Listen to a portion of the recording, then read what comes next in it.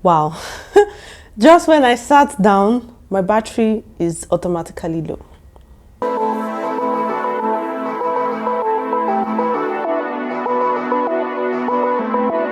Hi guys, welcome back to my channel. My name is Theodosia. If you are new here, welcome. You are in the right spot. If you're not new here, also welcome. Make sure you hit the like button. Make sure you subscribe so you get more content. I do lifestyle content, Mauritius content. Okay, so I'm sure you guys have already clicked this video because of the title. So I am going to go straight into this video. To be honest, I don't know why I didn't do this video sooner, but we are here now. So I have been in Mauritius for a really long time, and the regulations in terms of financing has, changed and it become a little bit more strict over the years. So if you are new to Mauritius, or if you're thinking of coming to Mauritius and you're thinking of how you would open a bank account, then you're in the right spot. Okay, so it's actually a very simple process. I don't think this video is going to be long. So normally, obviously, Mauritius is not as big as Nigeria that has 1,001 banks, and there are new microfinance banks opening in Nigeria here and there. In Mauritius, we just have a couple of banks. We have MCB, SBM, we have ABSA, we have Standard Chartered, and a couple of others, right? Now, in between all of these banks, we have major banks. And when I say major banks, I mean banks that a lot of people use, a lot of students, and a lot of foreigners. In terms of ease, in terms of accessibility, in terms of ATMs and all of those. A lot of foreigners and a lot of students tend to use MCB more than they tend to use other banks, because I wouldn't want to say MCB is more accessible, but it's a little bit more easier opening an MCB account than others when you're a student, because they don't have that so many restrictions when you want to open an account. And then there are a lot of other people using it as well, so you wouldn't want to be using another bank when you have a lot of people using another bank, right? So it's just like you using First Bank and you're using GTB, and then the time for you to get money transferred from one bank to the other bank takes maybe like 1 business day. But I know now they do instant transactions, which they charge. Now, one good thing about most of the banks here is they don't charge for transactions as they do in Nigeria. I know that if you do that, I think they take 75 naira or so, and there are no like heavy bank charges. At the end of the month, nobody's really deducting money from your account, except if it is a different type of account. Now, I'm just going to go through this normal standard process of how you would open a bank account, which is generic. But I want you guys to note that it depends on the bank account that you're trying to open. Some banks have their regulations for savings. I know you guys will already know this. For savings accounts, some will have, so it actually differs from bank to bank. So normally when you would want to open an account, the documents you would need is your proof of address, which is a signed contract showing that you live in a place within XYZ to XYZ period. I know that sometimes you could have a lease agreement or a contract agreement within you and your landlord for 6 months, 1 year, 2 years, depending on your agreement. So it should be there. It should be signed between you. You should have your name, your landlord's name, your address, and all of those things. But note that it should not be already expired or close to expiring, because they would feel like by when that time has expired, you will not have an address, or you will not have a house, basically. So you will need your proof of address.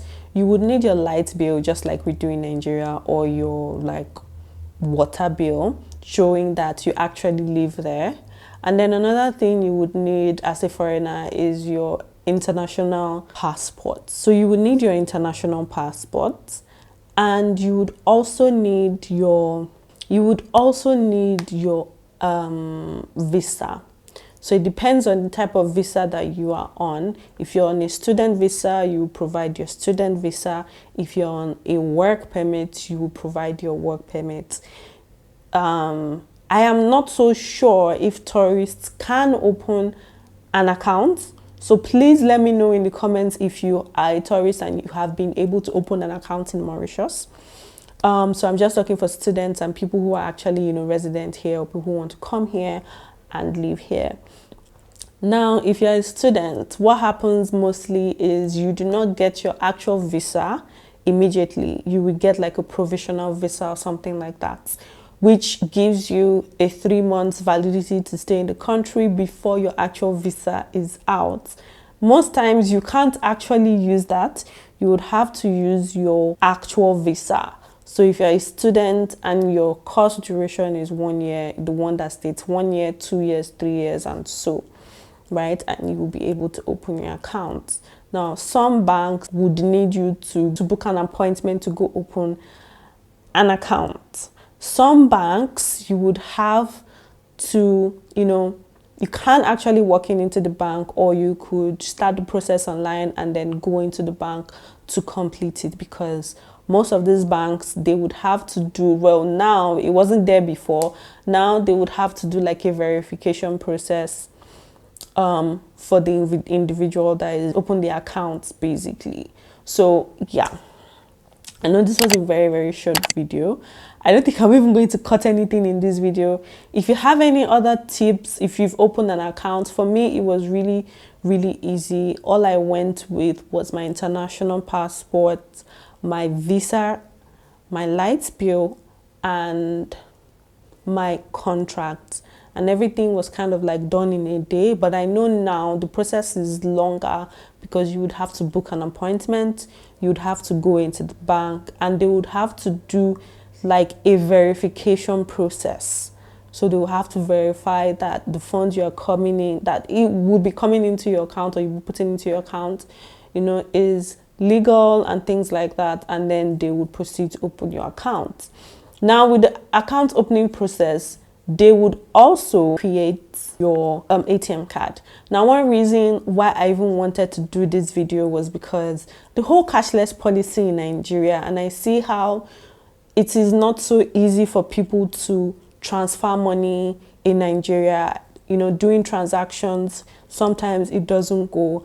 And Mauritius has that ability to sometimes be a cashless policy, except maybe if you're using the public transport, or you're going to the local market. Aside that, and even in the local market, you can actually do, you know, transfers. Even if you don't have an ATM card, it's not so hard. Sometimes I don't even have cash on me. Back in Nigeria, I know that people would have, you know, money to go to the bank. You literally have money to need physical cash to do everything. The only time I know I would have physical cash is when I'm either going to the market or when I am using public transport. But other than that, Mauritius has this seamless cashless policy that literally works, and it shouldn't be a hassle. And I know that a lot of people have also asked me about how you would transfer money from Nigeria to Mauritius, or how people will pay their school fees. To be honest, I do not know. If you have an answer, please put it in the comment section, because when I did mine through MoneyGram, Western Union, and bank transfer, actual bank transfer, USD accounts. Now, one other thing you can do from Nigeria before coming here, or even going anywhere at all, is making sure that you have a USD account.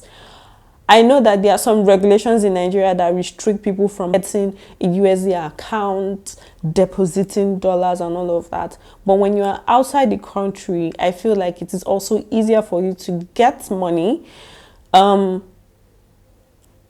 use, especially when you are also dependent on people from Nigeria getting money. I think it really makes it more easy instead of expecting someone to send Naira and down here. Now, another thing I want you guys to note is that you cannot bring actual physical naira to Mauritius and go to the bank to change, it is completely useless, and you would have to, you know, change the naira to dollar, pounds, euros, whatever. Come here and you're able to change it to the official currency, which is rupees. Exactly. So yeah, I hope you guys enjoyed this video. If you did, if it was really helpful, please make sure you hit the like button, make sure you subscribe, make sure you hit a comment, make sure you share to someone who you feel would need it. And as always, my name is Theodosia, and I'll be seeing you guys in my next video.